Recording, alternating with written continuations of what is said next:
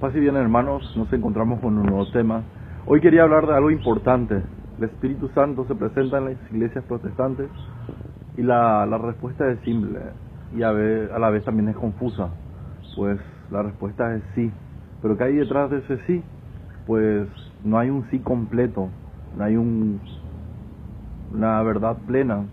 Pues así como Isabela, llena del Espíritu Santo, dice: bendita tú eres entre todas las mujeres y bendito es el fruto de tu vientre Jesús. Los protestantes suelen llamar a María cualquiera, una mujer, un vaso desechable. Entonces el Espíritu Santo lleno en Isabel da tantos lindos piropos a la Madre de Dios. Porque habla la Madre de mi Señor. ¿Y quién es su Señor? ¿Jesús o es Dios?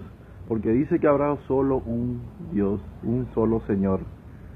Ahora bien, cuando entendemos esta parte, entendemos también que ellos tienen los dones, como por ejemplo el don de sabiduría, pero es una sabiduría incompleta. Hay grandes teólogos importantes, personas muy buenas, grandes pastores con caridad, con dones de entendimiento. Pero ese don de entendimiento es incompleto, no le permite entender la historia, no le permite conocer los fundamentos de la fe, ni siquiera entender la Biblia completamente. En ese sentido encontramos también que le falta esos dones de sabiduría, don de consejos, pues muchas veces esos consejos son salir de la iglesia de Cristo, o sea, salir de la iglesia católica. Y usan improperios como ramera, utilizan palabras grotescas, ofensivas, inclusive se van directamente a atacar a la iglesia de Cristo. Eso no es enseñanza bíblica, eso no es enseñanza ni que dejaba la tradición de la iglesia. La iglesia siempre con humildad, con caridad, ha defendido y ha establecido la verdad. Y no es una verdad entre tantas verdades, sino es la verdad que Cristo dejó. Pues no es lo mismo una iglesia evangélica menonita, una iglesia evangélica pentecostal, una iglesia evangélica luterana, pues ninguna cree lo mismo. Los presbiterianos de la Reforma, los presbiterianos de Inglaterra, lo que son americanos, lo que son latinos, y todos creen diferentes verdades. Entonces hay una falta de espíritu en complementación y plenitud. ¿Qué pasa? Yo como católico puedo enseñar la misma doctrina acá en la China, y allá en la China se enseña la misma cosa que acá en Latinoamérica, o allá en Europa, o en Asia, en cualquier lugar del mundo, no importa dónde esté, en cuándo esté, y se ha enseñado la misma doctrina desde los primeros siglos. Aunque la iglesia ha establecido ciertas cosas como verdad, siempre ha establecido como verdad, como dogma de fe, lo que siempre se creyó desde el primer siglo. Es más, por ejemplo, las imágenes religiosas que tenemos mucho los católicos y es muy criticada por los protestantes.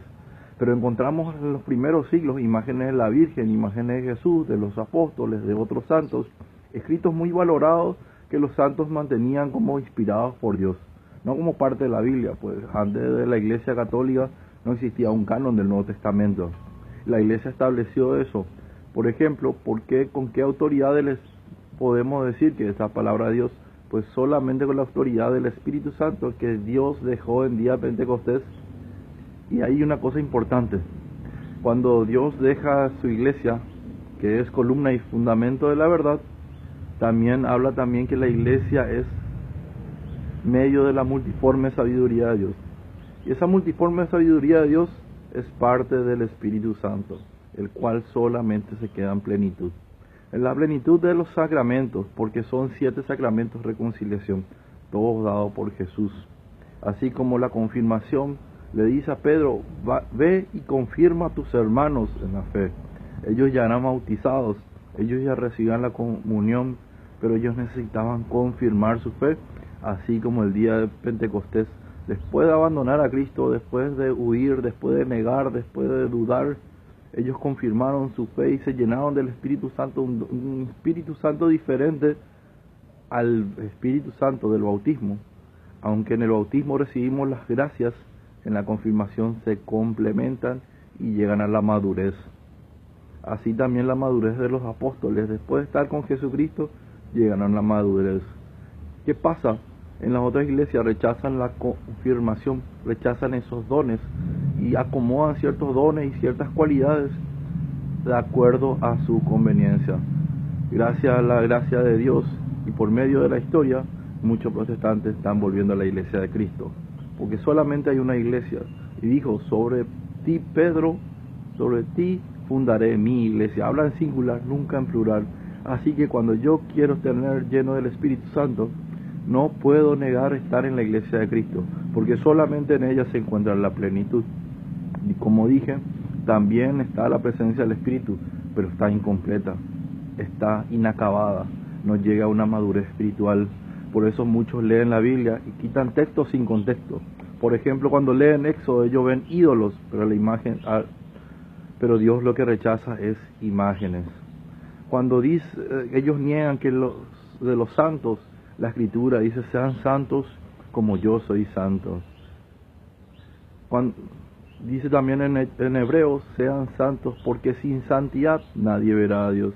Y son todas estas lecturas que nos convengan y nos dan a entender que cuál es la iglesia que interpreta adecuadamente. Pues solamente la iglesia que está llena del Espíritu Santo tiene no solamente la autoridad, sino los medios y la estructura y los elementos suficientes para interpretarla y darle una norma de fe y moral. Así que, hermano, ¿tiene el Espíritu Santo? Sí, pero no está completo, no está maduro, no alcanza esa plenitud. Que sin la Iglesia Católica, sin la multiforme sabiduría de Dios, sin esa iglesia que dejó sobre Pedro, su iglesia, sus ovejas, nunca podrás encontrar. Así que, hermanos, frente al Santísimo, en la Eucaristía, en el sacramento de la confirmación y otros sacramentos más que nos permiten encontrarnos en Cristo.